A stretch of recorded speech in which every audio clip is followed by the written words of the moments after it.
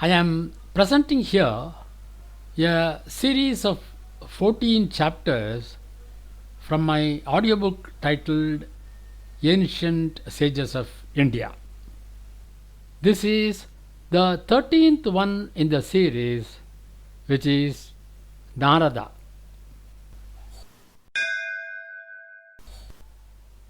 Chapter 12, Narada. Sage Narada is one of the 10 Manasaputras of Brahma. Narada is the greatest of the many devotees of Vishnu. He had the power to go instantly to any part in the universe. He is also a Trikala Vedi, one who knows the past, the present, and the future at any point of time. He is also known as Kalahapriya, one who creates conflicts. But in all the conflicts where he is involved or is the initiator, there is something good. The conflicts end well, with all the participants becoming humbler and wiser. We all know that he was instrumental in sage Valmiki writing the Ramayana. Being a great devotee of Lord Vishnu, Narada shows how the Lord helps his devotees. There are anecdotes to explain this. The first one is about a cobbler.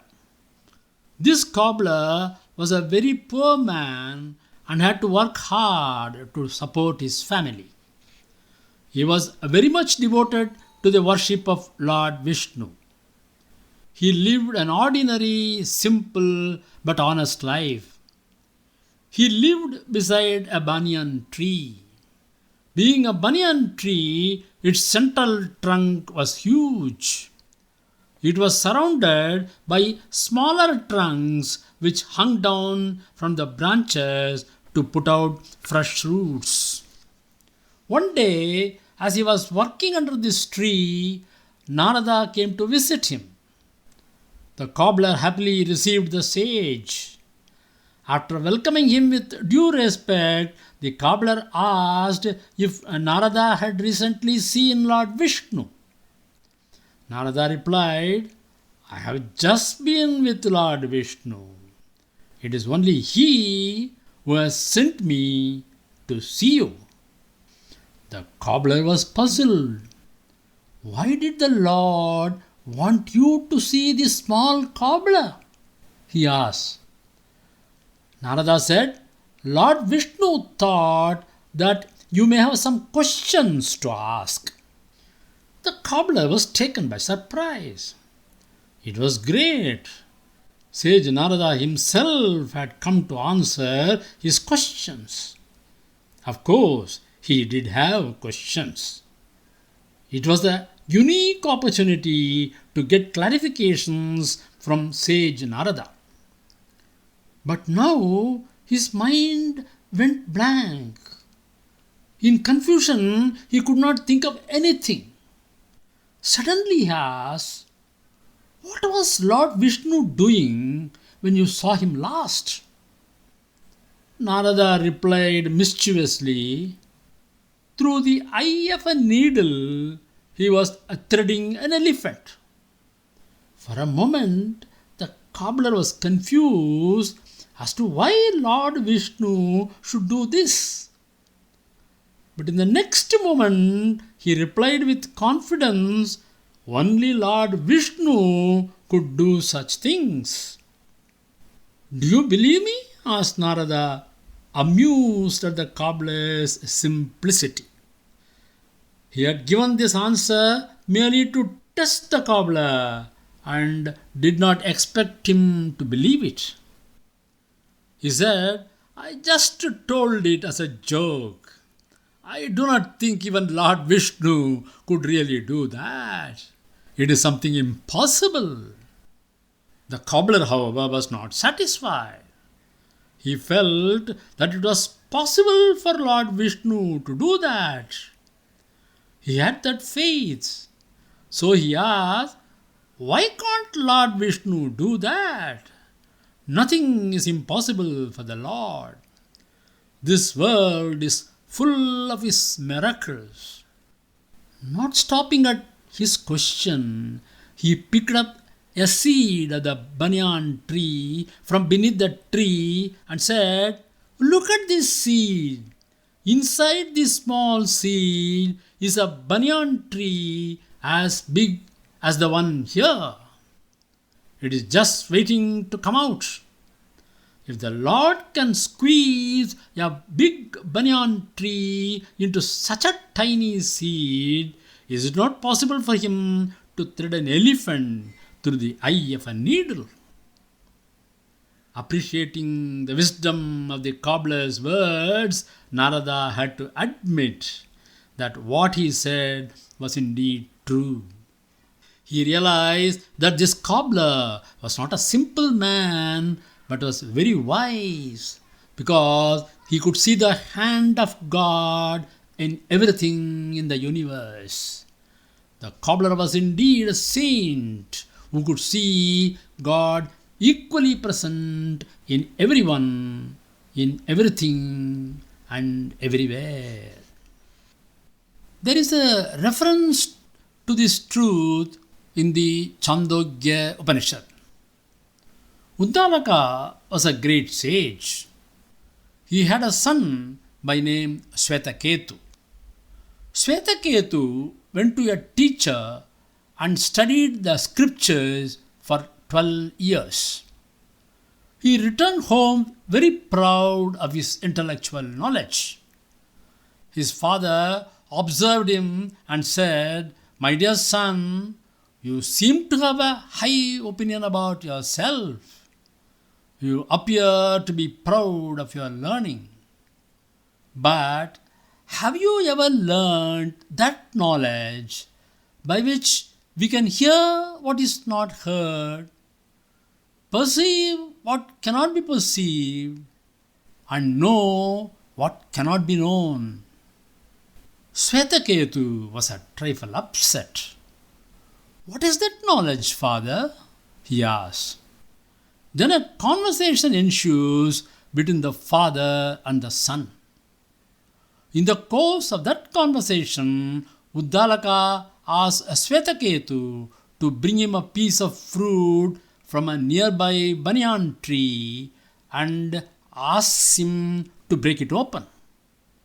Swetaketu did and said, there are seeds inside. They are all very small. Now break one of the seeds and tell me what you see, said Uddalaka. Nothing, father, replied Swetaketu after breaking the seed. Uddalaka said, my son, this great banyan tree has grown from a seed so small that you cannot see it. Believe me, an invisible and subtle essence is the spirit of the whole universe. Listen to this conversation. Nyakrodo palam ata ahara iti.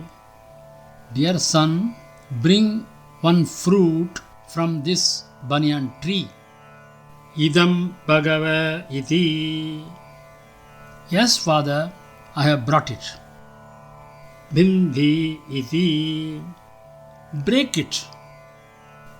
Bhinnam bhagava iti. Yes, I have broken it. Kimatra pashyasi iti. What are you seeing inside? Anvya ivema dhana bhagava iti. I am seeing very small seeds. Asam anga ekam bindi iti. Break one of them. Bhinna bhagava iti. Yes, father, I have broken one. Kimatra pashyasi iti. What are you seeing inside? Nakinchana bhagava iti. Nothing, father. एतं अणिमानं वै यं ननिबालयसे. You are not able to see the subtle part. एतस्य अनिम्नः वै एषः महान्यक्रोधः.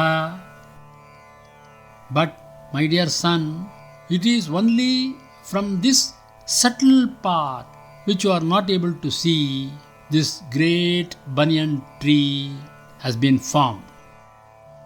Evam tishtati sraddhasva. So, my dear, believe that there is God. Saja yesha anima aitadatmyam idagum sarvam tat satyagum sa atma tat tvamasi Shvetaketo iti. What is so subtle is present everywhere. That is the truth. That is God. O Shvetaketu, you yourself are that.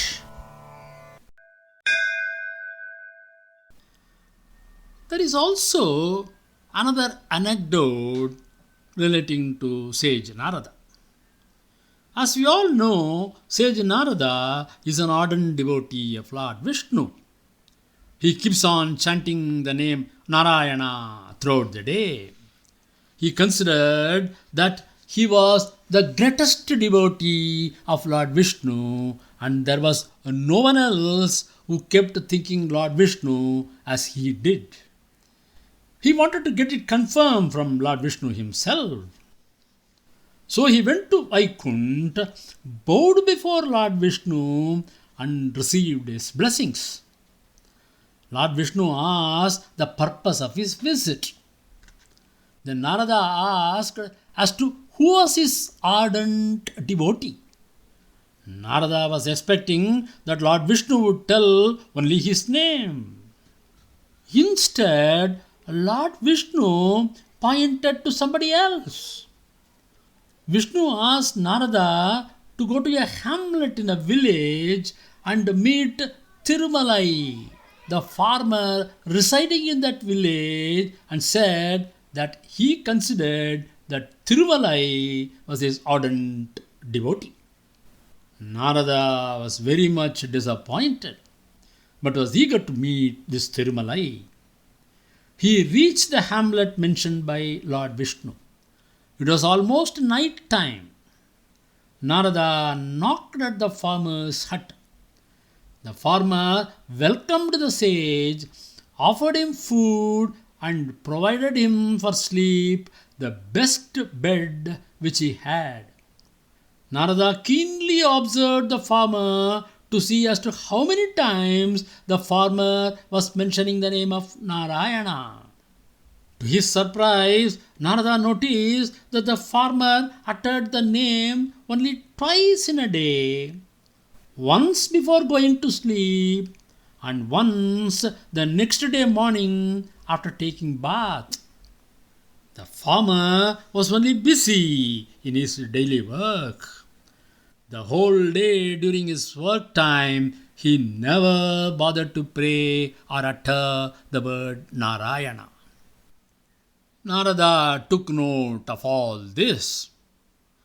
He came to Vaikuntha and asked Lord Vishnu, Lord, the farmer Thirumalai prayed only twice in a day, but you still consider him as your ardent devotee. I do not understand how you consider him so. Then Vishnu gave Narada a cup filled with oil to the brim. He bade the sage to go around Vaikuntha without spilling even a drop of oil. Narada readily took the cup of oil. With great care and his focus on the cup of oil, he walked around Vaikuntha and achieved the objective of not spilling a drop of the oil. Then Vishnu asked Narada as to how many times did he utter the name of Vishnu when he was focusing on the cup of oil. Narada replied, How is it possible for me to utter your name when I have to focus on the cup of oil? Then Lord Vishnu said, when you have to focus on the simple cup of oil, you could never pray even once. But see the farmer. He had a lot of worries and he had to perform many duties. In spite of this, he never forgot to pray and utter my name twice a day. Is he not an ardent devotee of mine? Sage Narada became speechless and realized that true devotees, amidst all work, are also sincere in their devotion to God, and that doing one's duty is service to God. The links for the book as well as the audiobook are given in the description part of this presentation.